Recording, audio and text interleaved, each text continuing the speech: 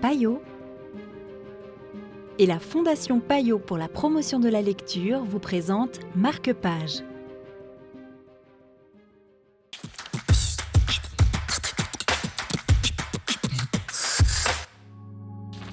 Bonjour et bienvenue dans Marque-Page.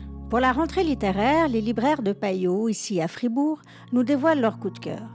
Thierry Clair a choisi de nous parler des Chroniques de l'érable et du cerisier, le tome 3, intitulé L'ombre de Shogun, de Camille Monceau, aux éditions Gallimard Jeunesse.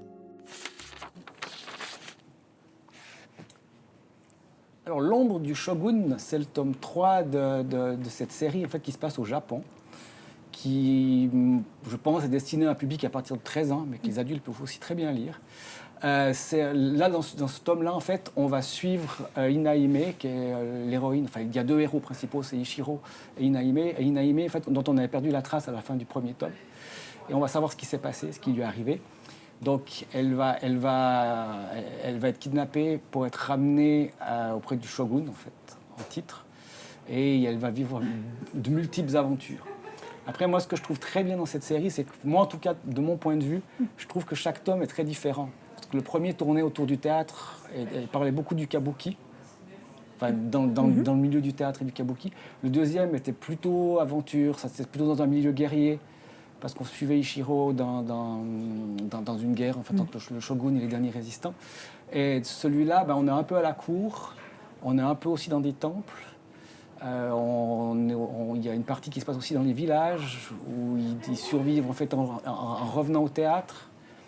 Je trouve que c'est vraiment bien parce qu'au niveau de l'histoire, ça suit en fait l'histoire, la véritable histoire historique. En fait, voilà. C'est dans un contexte historique qui est juste. En fait. On a un peu la description d'un Japon médiéval. Hein, enfin, oui, on est dans une... ouais, c'est plus que médiéval parce que c'est plutôt, ouais. C'est après la bataille Sekigahara. En fait. Est-ce qu'il faut avoir lu les deux premiers pour comprendre celui-ci ou pas forcément? Le premier peut-être, le deuxième, on peut peut-être le lire dans un ordre différent. D'accord.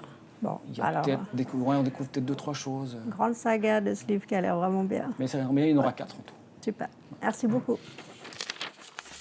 Chaque fois que je croyais toucher la lumière, la malédiction de mon visage se rappelait à moi. C'était un extrait des Chroniques de l'érable et du cerisier pour Marque-Page. Quant à moi, je vous dis à bientôt pour un nouveau chapitre littéraire.